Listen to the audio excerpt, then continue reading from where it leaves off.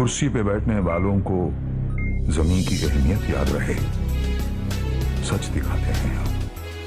सच का सामना में आपका एक बार फिर स्वागत है। कर सकते हैं ऐसी कुछ चांस? मैं ये बोला कि उनकी जो बातचीत हुई है, अब वो आने के बाद जलसे में ही वो बताएंगे कि क्या बातचीत हुई है। उन्होंने ये कहा, बहुत अर्जेंट में उन्होंने प्रोग्राम बनाने का बोला। वो बुध के ही दिन आना चाहते थे, मगर मैं उनको बोला कि कम से कम हमको 10-15 दिन का टाइम दो। तो बोले कि नहीं, मुझे फ़ौरन आना है, मेरी कुछ बातचीत हुई है और मुझे फ़ैसला सुनाना है मालेगांव शहरियान को। तो फिर मैं उनको बोला कि कम से कम हमको 4-5 दिन का टाइम चाहिए। तो जुमा के दिन का वो प्रोग्राम की, यानी जुमा के दिन का उन्होंने फिर बोला।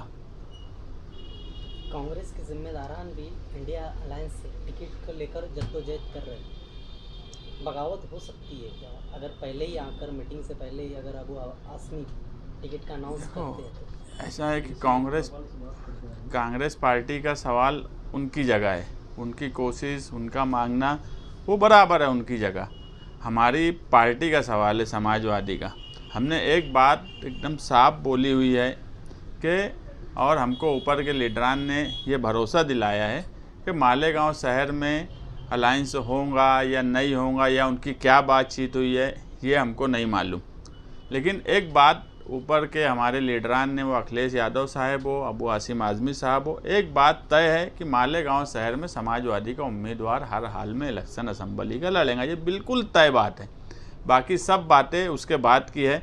अब अलायंस के जो सवाल है ये हमारा सवाल नहीं है, ऊपर के लीडरान का है। उनकी अगर केसी वेणुगोपाल से कुछ बातचीत अखिलेश यादव साहब की हुई है तो वो अबू आसिम आज़मी साहब को बोले हैं, वो बोले कि मैं मालेगांव आकर शहरियान को बताऊंगा। तो आज मैं उस मामले में कुछ बोल नहीं सकता, मैं एक वर्कर है और ये ऊपर के लोगों की बात है। अलायंस है, ये बड़े लीडरान का तालमेल का सवाल है, ये वो लोग करेंगे, उस पर मैं अभी कुछ बोल नहीं सकता। तो सभी पार्टियां हैं, कांग्रेस भी है और समाजवादी भी है, सब है, और ये सीट हमेशा से कांग्रेस की रही है। एक बार राष्ट्रवादी कांग्रेस को दी गई थी, एक बार ऐसा भी हो चुका है इस शहर में कि राष्ट्रवादी कांग्रेस और कांग्रेस जब यहाँ पे इत्तेफाक नहीं हुआ तो ऊपर गठबंधन तोड़ दिया गया था। तो इस बार भी क्या? देखो, एक बात ऐसा है कि अलायंस का जो सवाल है, आज कोई सिटिंग एमएलए कांग्रेस का नहीं है। दूसरी बात ये कि पार्लियामेंट के इलेक्शन में 2004 में जब हरिशंकर माहले जनता दल से इलेक्शन लड़े तो उस वक्त भी अलायंस से हुआ था। सीट कांग्रेस की थी, मगर जनता दल को 2004 में जनता दल को सीट दी गई पार्लियामेंट की। तो वक्त और हालात के हिसाब से बदलाव होता है, सियासी हालात बदलते, पार्टियों का तरीक़ाकार बदलता। आज जो है सारे सियासी हालात मालेगांव शहर के बदले हुए हैं। तो मेरा बोलने का मतलब ये है कि हमेशा से पार्लियामेंट की सीट कांग्रेस की रहा करती थी, मगर 2004 में वो जनता दल को मिली थी, हरिशंकर माहले लड़े थे। तो वक्त और हालात के हिसाब से ऊपर के लीडरान फैसला करते हैं कुछ न कुछ। कोई ऐसा मामला नहीं हो सकता कि कोई चीज़ ऐसी हो जिसमें कभी बदलाव नहीं हो सकता। हर चीज़ में बदलाव मुमकिन है, बदलाव हो सकता।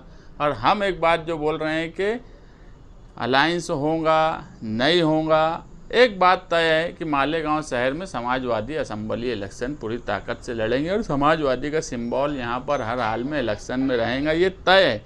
बाकी लोग इधर उधर घूम रहे,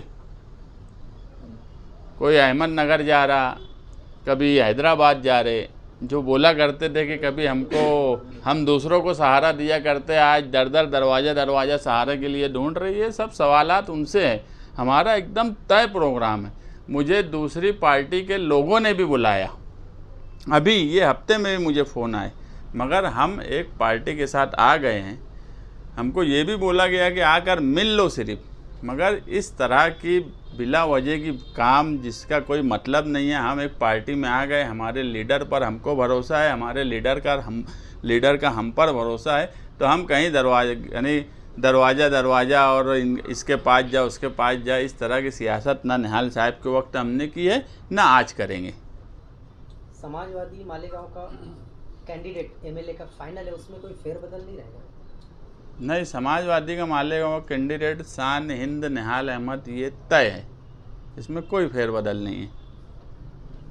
अभी एमआईएम जो है उनकी भी एक मीटिंग हैदराबाद में हो गई और उन्होंने उन्होंने भी एक मजबूती के साथ उम्मीदवार यहाँ पे लेने का, और आज कहीं पे खबरें भी ऐसी है तो कृष्णा की उम्मीदवारी फाइनल हो चुकी है। वो तो इमाम के एमएलए हैं ना, उसमें कोई ऐसी नवी बात नहीं है, यही होने वाला था, ये सबको समझ रहा था।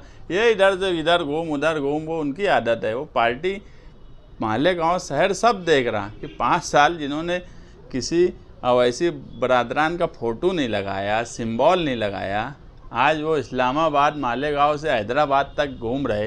तो मैं वही बोला कि जो जलसों में बोला करते थे कि यार हम इसको सहारा दिए उसको सहारा दिया, आज उनको सहारे की ज़रूरत पड़ी है। तो ज़मीन कितनी खिसक चुकी है, इसलिए ये हालत है। जो 5 साल सिंबल नहीं लगाए, आज उनको क्यों ज़रूरत पड़ रही है। और पूरा शहर देख लिया, वो इमाम के एमएलए 5 साल नाम के लिए थे। तो मालेगांव शहर ऐसा नहीं है कि बहुत सियासी तौर पे बेदार शहर है, हर चीज़ यहाँ लोगों को समझती कि अपने मतलब के लिए कौन क्या कर रहा है, ये मतलब की बात है। पार्टी के साथ ईमानदार वही हो सकता है जो पार्टी की लाइन, पार्टी का नज़रिया जिंदा रखे। हम जनता दल में थे, हम उस नज़रिए के साथ थे, हम समाजवादी में आए, हम उसी नज़रिए के साथ है। अगर हमको कोई बुलाता भी है तो हम नहीं जाते। हम ऐसा नहीं हुआ, मैं जो बोला कि यार 5 साल जो अपने लीडर का फ़ोटो नहीं लगाया, अपनी पार्टी का सिंबल नहीं लगाया जिस आदमी ने, वो आदमी के ताल्लुक से आज इमाम से लड़ रहे नहीं लड़ रहे कोई बात नहीं है। पूरा शहर देख रहा है क्या 5 साल किए और क्या करेंगे। जुमा के दिन 30 अगस्त को शेर महाराष्ट्र अबू आसिम आज़मी साहब मालेगांव आ रहे हैं। डायमंड लॉन्स में 7 बजे एक जलसे का ऐलान किया जा रहा है।